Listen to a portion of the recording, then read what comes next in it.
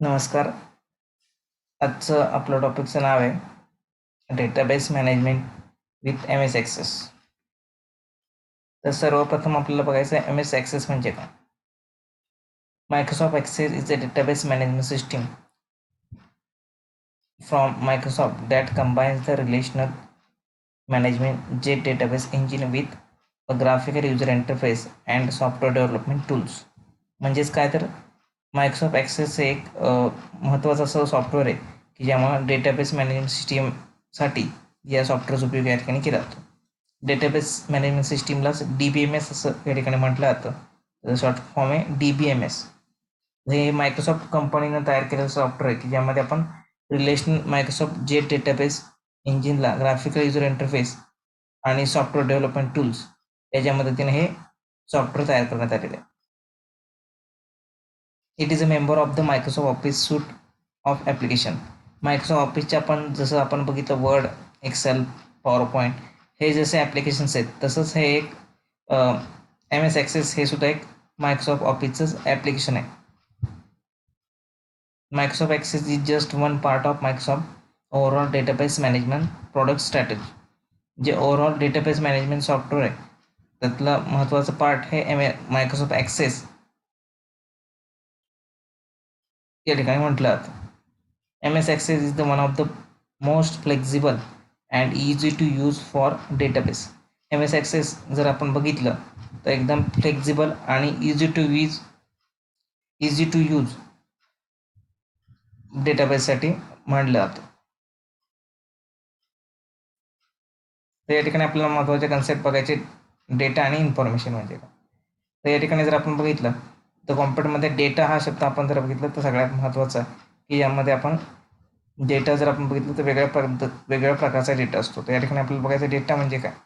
Data consist of raw facts and figures. Data consist of letter, sound, image और video within the computer.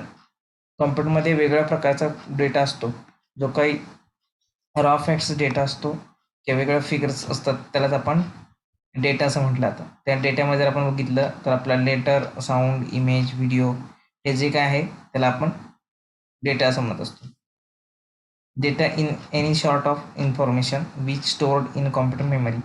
This information can later be used for website, an application or any other client store for future purpose. तर आपण future पर्पजसाठी आपण जे काही कॉम्प्युटरमध्ये माहिती साठवत असतो आणि ती माहिती ज्यावेळेस आपण डेटावरती काही प्रोसेस करत असतो ती प्रोसेस केल्यानंतर त्या ठिकाणी ती माहिती आपण कॉम्प्युटरवर स्टोअर करत असतो. त्याच माहितीला इन्फॉर्मेशन असं या ठिकाणी म्हटलं की ज्या माहितीचा उपयोग आपण वेगळ्या वेबसाईटसाठी वेगळ्या ॲप्लिकेशनसाठी या ठिकाणी आपण करत असतो.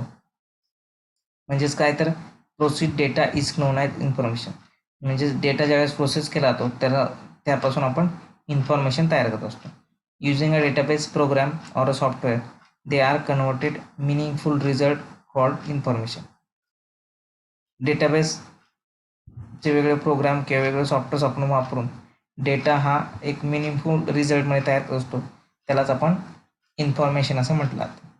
म्हणजेच काय तर डेटा म्हणजे काय सिम्पल वर्डमध्ये आपण बघितलं डेटा म्हणजेच काय तर आपलं एखादं नाव, address, phone number, contact number, salary हे जे आपण बघत असतो त्याला म्हटलं तर एक पर्टिक्युलर वेगवेगळा डेटा असं म्हटलं जातं. आणि त्यामध्ये आपल्याला जर असा डेटा एकत्रित करून एक बायोडाटा तयार करायचा असेल ती तो जो बायोडाटा आहे ती झाली आपली इन्फॉर्मेशन. त्यांच्या जे काही छोटा छोटा आपला डेटा आहे त्याच्यावरती आपण प्रोसेस केली. नंतर प्रोसेस केल्यानंतर एक पूर्ण बायोडाटा तयार झाला. त्या बायोडाटा म्हणजे आपली झाली इन्फॉर्मेशन. आणि जे काही छोटे छोटे आपण गोष्टी first name, last name, address, contact number या सगळ्या गोष्टी झाल्या आपला डेटा. आणि त्या डेटावरती आपण जी प्रोसेस केल्यानंतर जो काही डेटा जी माहिती तयार झाली त्या माहितीला इन्फॉर्मेशन असं म्हटलं. त्यानंतर पुढचं आहे डेटाबेस म्हणजे काय. Database is a collection of inter related data. म्हणजेच डेटाबेस म्हणजेच काय आहे तर डेटाबेस ही कन्सेप्ट काय तर रिलेटेड डेटा एकत्रित करणं त्याला म्हटलं आता डेटा. एकमेकांशी रिलेटेड जो डेटा असतो तो एकत्रित स्टोअर करून ठेवणं त्याला म्हटलं जातं database. It is refers to an organise collection of data stored on a computer in a such a way that its contents can easily be accessed, updated, and queried upon with the help of software program. म्हणजेच काय तर असा database म्हणजेच काय हे एक collection आहे डेटाचं कॉम्प्युटरमधलं की ज्यामध्ये आपण ते कलेक्शन कॉम्प्युटरमध्ये अशा पद्धतीने आपण ॲक्सेस करू शकतो किंवा अपडेट करू शकतो किंवा त्याच्यावरती क्वेरी करू शकतो सॉफ्टवेअर प्रोग्रामच्या मदतीनं, म्हणून त्याला डेटाबेस असं म्हटलं जातं. म्हणजेच Microsoft access store information with squad database. म्हणजेच मायक्रोसॉफ्ट ॲक्सेसमध्ये जी काही माहिती आपण स्टोअर करत असतो की जी काही इन्फॉर्मेशन आपण स्टोअर करत असतो त्यालाच डेटाबेस म्हटतात. म्हणजेच काय जी काही माहिती आपण MS ॲक्सेसमध्ये स्टोअर करणार आहे, जी इन्फॉर्मेशन स्टोअर करणार आहे त्या सगळ्यालाच डेटाबेस असं म्हटलं जातं, की ज्यामध्ये आपण ती माहिती ॲक्सेस करू शकतो, अपडेट करू शकतो किंवा त्यामध्ये काही क्वेरीज देऊन आपण ती माहिती व्ह्यू करू शकतो, मॉडिफाय करू शकतो. तर अशासाठी आपल्याला त्यालाच म्हटलं जातं डेटाबेस. त्यानंतर आपल्याला बघायचं, आपण पहिल्यांदा डेटा बघितला, त्यानंतर इन्फॉर्मेशन बघितली आणि त्यानंतर आपण बघितलं डेटाबेस. त्यानंतर आपल्याला बघायचं डेटाबेस मॅनेजमेंट सिस्टीम म्हणजे नक्की काय. तर डेटाबेस मॅनेजमेंट सिस्टीम म्हणजे त्याला म्हटलं तर DBMS, त्याचं शॉर्ट फॉर्म आहे DBMS. DBMS म्हणजे काय, database management system. DBMS or database management system is a software application used to access, create or manage a database. With the help of DBMS, you can easily create, retrieve and update data in a database. तर या ठिकाणी जर आपण बघितलं, DBMS हे एक software आहे, software application आहे की ज्याच्यामध्ये आपण नवीन डेटा बेस तयार करू शकतो, क्रिएट करू शकतो, ऑलरेडी असलेले डेटाबेस ॲक्सेस करू शकतो किंवा जे काही डेटाबेस आहेत ते आपण मॅनेज करू शकतो. त्याच पद्धतीनं आपण या DBMSच्या मदतीनं आपण नवीन डेटा क्रिएट करू शकतो, नवीन डेटा नंतर डेटा रिट्रीव्ह करू शकतो किंवा डेटा अपडेट करू शकतो, की जो ऑलरेडी डेटाबेसमध्ये आहे तो डेटा आपण क्रिएट करणं, तो डेटा रिट्रीव्ह करणं किंवा त्या डेटामध्ये अपडेशन करणं, हे काम आपण या DBMSच्या माध्यमातून आपण करत असतो. DBMS consists of group of commands to manipulate a database and acts as an interface between end user and the database. DBMS हे काय, एक महत्त्वाची सिस्टीम आहे ज्यामध्ये आपण वेगवेगळ्या कमांड्सच्या माध्यमातून आपण डेटाबेस ॲक्सेस करत असतो आणि हा एक इंटरफेस आहे. म्हणजेच काय, जो युजर आहे म्हणजे आपण काम करणारे, कॉम्प्युटर काम करणारी व्यक्ती आणि डेटाबेस यांच्यामधला जो काही इंटरफेस आहे तो आहे DBMS म्हणजे डेटाबेस मॅनेजमेंट सिस्टीम. हे सॉफ्टवेअर आपल्या डेटाबेस आणि आपण म्हणजे जो युजर काम करणारी व्यक्ती यांच्यामधला हे एक इंटरफेस आहे किंवा तो दुवा आहे की ज्याच्यामध्ये आपण डेटाबेस ॲक्सेस करू शकतो. नंतर म्हणलं तर DBMS डेटाबेस मॅनेजमेंट सिस्टीम. त्यानंतर पुढचं आहे RDBMS. RDBMSचा लॉंग फॉर्म आहे रिलेशनल डेटाबेस मॅनेजमेंट सिस्टीम. त्या नावावरून आपल्याला समजतंय की हा एक रिलेशनल जो काही एकमेकांशी रिलेटेड जो डेटा आहे तो एकत्रित ठेवण्यासाठी आपल्याला RDBMSची आवश्यकता असते. आणि RDBMS is a DBMS design specially for relational database. Relational डेटाबेससाठी ह्या RDBMSचा उपयोग या ठिकाणी केला जातो. Relational database refers to database that store data in structured format using row and columns. Rows and कॉलम्सच्या मदतीने आपण रिलेशनल डेटा जो एकमेकांशी रिलेटेड डेटा आहे तो एकत्रित करून आपण तो स्टोअर करत असतो एका फॉर्मॅटमध्ये. त्याला मध्ये आपण रोज अँड कॉलम्सच्या मध्ये आपण तो स्टोअर करत असतो, म्हणून त्याला म्हटलं तर relational database management system. This makes easy to locate and access specific value within database. It is a relational because the values within each table are related to each other. म्हणजेच काय, आपल्याला easily आपण data या ठिकाणी locate करू शकतो की access करू शकतो. व्हॅल्यूज ज्या डेटाबेसमधले व्हॅल्यूज आहेत त्याच पद्धतीनं त्या व्हॅल्यूज एकमेकांशी रिलेटेड असतात. त्या टेबलमधले वेगवेगळे जे काही व्हॅल्यूज आहेत ते एकमेकांमध्ये रिलेटेड असतात. त्याचप्रमाणे जे काही वेगवेगळे टेबल्स आहेत ते सुद्धा एकमेकांशी रिलेटेड असतात. त्याला म्हटलं तर रिलेशनल डेटाबेस मॅनेजमेंट सिस्टीम. त्यानंतर आपल्याला बघायचं आहे objects of MS access. MS ॲक्सेसचे कोणकोणते ऑब्जेक्ट्स आहेत ते आपल्याला या ठिकाणी बघायचे आहेत. तर महत्त्वाचे MS ॲक्सेसमध्ये महत्त्वाचे 4 ऑब्जेक्ट्स आहेत. त्यामधलं पहिलं ऑब्जेक्ट्स आहेत ते म्हणजे टेबल. टेबल हा एक सगळ्यात महत्त्वाचा ऑब्जेक्ट आहे MS ॲक्सेसमधला. जर आपण बघितला की ज्यामध्ये आपल्याला डेटाबेस आपण पूर्णपैकी तयार करण्यासाठी जो डेटाबेस आपल्याला मेन तयार करायचा त्यासाठी आपण टेबलचा उपयोग या ठिकाणी करत असतो. म्हणून table are the core database object used to store information. The tables are containers for all the data in a database. In a table, data are arranged in columns and rows. Table हा जर का बघितला हा core database object आहे, महत्त्वाचा डेटाबेसचा object आहे की ज्याच्यामध्ये आपण माहिती इन्फॉर्मेशन स्टोअर करत असतो, की ज्यामध्ये डेटाबेसमधला जो काही डेटा आहे तो पूर्णपणे कंटेन करण्याचं त्याला एकत्रित ठेवण्याचं काम हे आपण टेबलमध्ये करत असतो. आणि टेबलमध्ये जर आपण डेटा जर बघितला तर तो डेटा आपला कॉलम्स अँड रोच्या मदतीने आपण स्टोअर करू शकतो. तर या ठिकाणी जर आपण बघितलं तर MS ॲक्सेसमध्ये जे काही आपण टेबल तयार करणार आहे, टेबलचे जे कॉलम्स असतात त्याला म्हटलं तर फील्ड्स आणि त्याच्यात ज्या रो असतात त्यांना म्हटलं तर रेकॉर्ड. तो म्हणून हा टेबल जर बघितला एक महत्त्वाचा ऑब्जेक्ट MS ॲक्सेसमध्ये की ज्याच्यामध्ये आपण पूर्ण जो काही डेटा आहे डेटाबेसमधला तो आपण या ठिकाणी स्टोअर करत असतो. त्यानंतर पुढचा ऑब्जेक्ट आहे महत्त्वाचा म्हणजे क्वेरीज. क्वेरीज म्हणजे काय? तर queries means to ask question about the data present in a table. By using queries, you can view record or data, modify the content of a table and lot more. Queries म्हणजे काय? जो काय presently आपला data आहे टेबलमध्ये त्याला question विचारणं किंवा त्या क्वेरीजच्या मध्ये आपण ते रेकॉर्ड व्ह्यू करणं किंवा आपल्या डेटामध्ये मॉडिफिकेशन करणं किंवा त्या टेबलमध्ये मॉडिफिकेशन करणं या सगळ्या गोष्टी आपण क्वेरीजच्या मदतीने करत असतो. क्वेरीज म्हणजे काय? एक क्वेश्चन विचारून आपल्या ठराविक प्रकारचा डेटा आपण टेबलमधला बघायचा असेल तर आपण पाहू शकतो. ठराविक प्रकारच्या डेटामध्ये काही बदल करायचा असेल तर आपण तो बदल करू शकतो. अशा सगळ्या गोष्टी आपण वेगवेगळ्या क्वेरीज देऊन आपण त्या टेबलमध्ये किंवा आपल्या डेटाबेसमध्ये आपण चेंजेस करू शकतो किंवा आपण तो डेटाबेस पाहू शकतो. त्यानंतर MS ॲक्सेसमधला फॉर्म्स म्हणजे काय? A form is a database object used to enter and edit a data in a table. Form can be used to edit the records of underlying tables or to enter a new records. Form म्हणजे काय?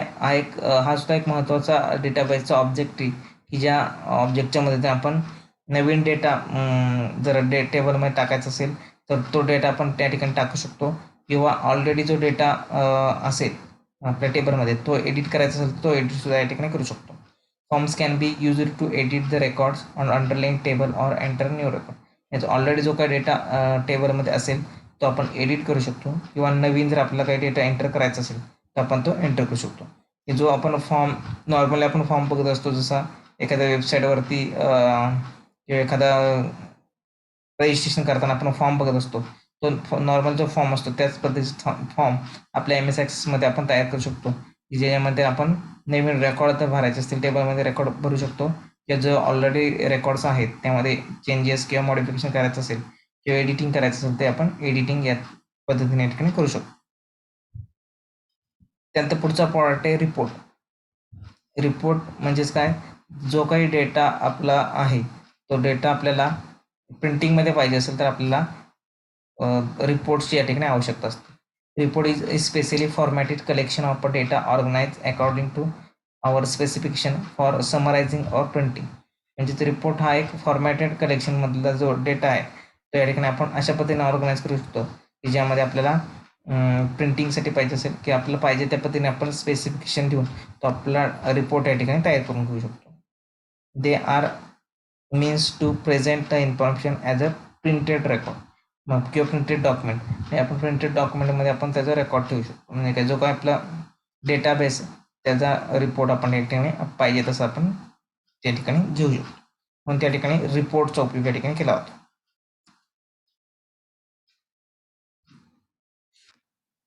त्यानंतर MS ॲक्सेसमध्ये जे काही आपण fields वरती देणार आहे ज्यावेळेस आपण सुरुवातीला आपण MS ॲक्सेसमध्ये टेबल तयार करणार आहे त्यावेळेस टेबल तयार करण्यासाठी आपल्याला जे फील्डची नावं द्यावी लागणार आहेत ती फील्डची नावं देत असताना आपल्याला त्या प्रत्येक फील्डचा टाईप कोणता आहे तर आपल्याला या ठिकाणी पहिल्यांदा द्यावं लागत असतो. मला त्यालाच म्हटलं तर फील्ड टाईप्स किंवा डेटा टाईप्स. त्या फील्डचे डेटा टाईप्स त्या ठिकाणी म्हटलं म्हणजे आपण जो काही डेटा एंटर करणार आहे त्याचा टाईप कोणता आहे तो टेक्स्ट आहे का, नंबर आहे का, डेट आहे का, करन्सी आहे, असे वेगवेगळे टाईप्स असतात. त्यामध्ये आपल्याला बघायचं आहे data types used in MS Access. MS Accessमधले डेटा टाईप्स कोणते आहेत हे आपल्याला आत्ता बघायचं. तर पहिला डेटा टाईप आहे text. Text A text field contains up to 255 characters, or it can set the length in a field size. Text type can be include numbers, letters and symbol. Text म्हणजे काय, जर आपण एखादी field घेतली, आपण जर first name म्हणून field घेतली, फील्ड टाईप घेतला आणि त्या फील्डचा टाईप काय येणार, तर फर्स्ट नेम हे आपलं टेक्स्टमध्येच असतं म्हणून त्याचा डेटा टाईप आपण घेतला टेक्स्ट. तर टेक्स्टमध्ये जर आपण बघितला, हा टेक्स्ट डेटा टाईप जर आपण घेतला तर या ठिकाणी आपण 255 कॅरेक्टरपर्यंत त्याचा त्यात मध्ये तो डेटा आहे तो आपण या ठिकाणी एंटर करू शकतो. एका फील्डमध्ये 255 कॅरेक्टर इतका डेटा या ठिकाणी आपण फिल करू शकतो, एंटर करू शकतो. त्याच पद्धतीनं त्या ठिकाणी आपण टेक्स्ट म्हणजेच काय, तर त्या ठिकाणी आपण लेटर्स एंटर करू शकतो, नंबर्स एंटर करू शकतो किंवा कोणतेही सिम्बॉल एंटर करू शकतो किंवा एकत्रित आपण त्यांचं कॉम्बिनेशन सुद्धा त्या ठिकाणी इन्सर्ट करू शकतो. मग त्या जो काही डेटा असतो त्याला त्यासाठी आपल्याला डेटा टाईप सेट करायला असतो टेक्स्ट म्हणून. त्यानंतर पुढचा आहे data type memo. This is a type of field holds an unlimited amount of text. It can be accommodated 65,535 characters. म्हणजे हा जर मेमो जर आपण डेटा टाईप घेतला तर या ठिकाणी आपल्याला अनलिमिटेड डेटा टेक्स्ट आपल्याला टाकायचं असेल तर आपण ते टेक्स्ट टाकू शकतो. जर मेमोमध्ये आपण हा डेटा टाईप कशाला, आपल्या एखादं डिस्क्रिप्शन घेतलं की तुम्हाला डिस्क्रिप्शन टाका किंवा काही तुमची ॲडिशनल माहिती टाका किंवा ॲड्रेस टाका, अशा पद्धतीचे आपण एखाद्या ज्यामध्ये आपल्याला जास्तीत जास्त माहिती घ्यायची, तर अशा वेळेस आपल्याला जर बघितलं 255 कॅरेक्टरपेक्षा जास्त माहिती आपल्याला घ्यायची असेल तर अशा वेळी आपण मेमो म्हणून ते देऊ शकतो. तर डिस्क्रिप्शन किंवा एखादी रिमार्क या फील्डसाठी आपण मेमो हा डेटा टाईप घेऊ शकतो की जेणेकरून आपल्याला युजरकडून जास्तीत जास्त माहिती आपल्याला घ्यायची असेल तर अशा वेळेस तर आपल्याला मेमो हा डेटा टाईप त्या ठिकाणी घ्यावा लागतो. त्यानंतर पुढचा डेटा टाईप आहे number. This type of fields allows only the numbers to be enter.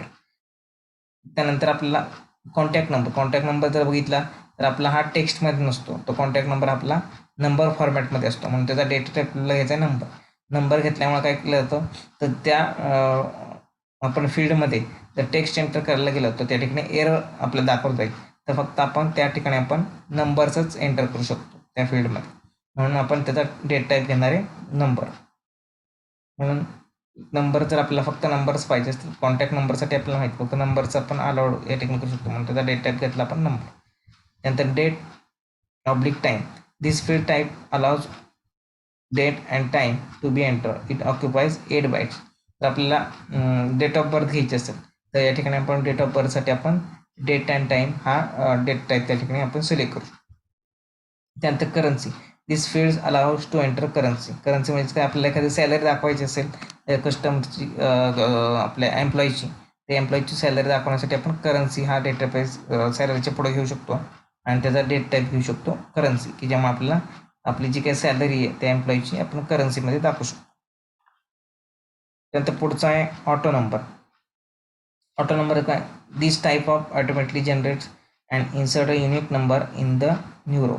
तर हे ऑटो नंबर फील्ड जर बघितली, जो काय आपला कस्टमर ID असतो किंवा सिरियल नंबर असतो, अशासाठी ॲटोमॅटिक आपण जी फील्ड टाईप असतो त्यासाठी ऑटो नंबर ही एक डेटा टाईप येत असतो. ऑटो नंबर म्हणजेच काय, जर आपण नंबर दिला तर ॲटोमॅटिक पुढचे नंबर येत राहणार. म्हणजे आपण सिरियल नंबर जर 1 टाईप केला पहिला सुरुवातीला, नंतर पुढचे खालचे नंबर आपल्याला टाकण्याची आवश्यकता नाही. ते ॲटोमॅटिक पुढच्या फील्ड आपण ज्यावेळेस टाईप करायला घेऊ त्यावेळेस ॲटोमॅटिक त्याचा सिरियल नंबर किंवा कस्टमर ID घेतला, आपण पहिलाचा कस्टमर ID एंटर केला, पहिल्याचा कस्टमर 1001 आपण एंटर केला तर सेकंड फील्ड आपल्याला 1002 एंटर करण्याची गरज नाही. तर ऑटो नंबर हा डेट टाईप घेतल्यामुळे आपण ॲटोमॅटिक पुढचे नंबर पुढच्या प्रत्येक रेकॉर्डला येत राहणार. त्यामुळे ऑटो नंबर हा या ठिकाणी युनिक नंबर असतो की ज्यामध्ये प्रत्येकाला एकच नंबर असतात. जसं आपल्याला माहिती कस्टमरचा कस्टमर नंबर किंवा आपल्या मुलांचा रोल नंबर जर बघितलं तर युनिक असतो. प्रत्येक मुलाला प्रत्येकाचा वेगवेगळा रोल नंबर असतो किंवा एक्झाम सीट नंबर जर बघितला प्रत्येकाला वेगवेगळा नंबर असतो, कोणाचाही दोघांचा नंबर एकसारखा नसतो. तर अशा वेळेस आपण ऑटो नंबर ही डेट टाईप वापरल्यामुळे ॲटोमॅटिक पुढचे नंबर या ठिकाणी येत असतात तर आपल्याला मॅन्युअल ते एंटर करायची गरज नाही आहे. ते ॲटोमॅटिक ऑटो नंबर हा फॉर्मॅट घेतल्यामुळे पुढचे जे काही नंबर्स आहेत ते ॲटोमॅटिक त्या ठिकाणी इन्सर्ट होत असतात. त्यानंतर पुढचा डेट टाईप आहे yes no date type. It allows the user to select yes or no when completing the fields. तर या ठिकाणी जर आपण बघितलं येस नोमध्ये आपल्याला जर आन्सर घ्यायचा असेल कस्टमरकडून तर ते अशा वेळेस किंवा एम्प्लॉईकडून एखाद्या, तर अशा वेळेस डेटाबेस तयार करताना येस नो या फील्डचा उपयोग आपण ह्या डेटा टाईपचा उपयोग या ठिकाणी करत असतो. म्हणजे तुम्ही एक म्हणा जर एखादं घेतलं स्टुडंटचा डेटाबेस तयार करत असतो, त्यामध्ये आपण बघितलं MSc IT पास, तर त्या ठिकाणी आपण आन्सर 2 प्रकारे शकतो. एक मध्ये येस किंवा नो. जर कोण पास असेल तर येस करेल, जर नसेल तर नो करेल. अशा वेळेस आपल्याला येस नो आन्सरमध्ये जर आपल्याला काही घ्यायचं असेल तर अशा वेळेस डेटा टाईप आपल्याला येस नो हा डेटा टाईप या ठिकाणी वापरला जातो. नंतर पुढचा प्रकार आहे OLE object. It allows to link a binary data or files. Binary data किंवा फाईल्स आपल्याला लिंक करायचे असतील तर OLE ऑब्जेक्ट हा डेटा टाईप या ठिकाणी घ्यावा असतो. त्यानंतर हायपरलिंक. आपल्या डेटामध्ये काही ईमेल घ्यायचं असेल, काही वेबसाईटचं नाव घ्यायचं असेल तर अशा वेळेस आपल्याला हायपरलिंक याचा उपयोग या ठिकाणी करावा लागत असतो. It allows to create a hyperlink. हे स्टोअर अप टू 64,000 कॅरेक्टर्स. 64,000 कॅरेक्टर्सपर्यंत आपण त्या ठिकाणी स्टोअर करू शकतो. तर या ठिकाणी आपल्याला एखादी लिंक घ्यायची असेल, ईमेल ID, वेबसाईटचा ॲड्रेस, अशा पद्धतीचे काही हायपरलिंकसाठी घेत असतो, अशा वेळेस तुम्हाला डेटा टाईप त्या ठिकाणी हायपरलिंक म्हणून घ्यावा लागत असतो. त्यानंतर शेवटचा डेटा टाईप येतो म्हणजे lookup wizard. The lookup wizard creates a field that's allow the user to choose a value from a list of values by using list box or combox.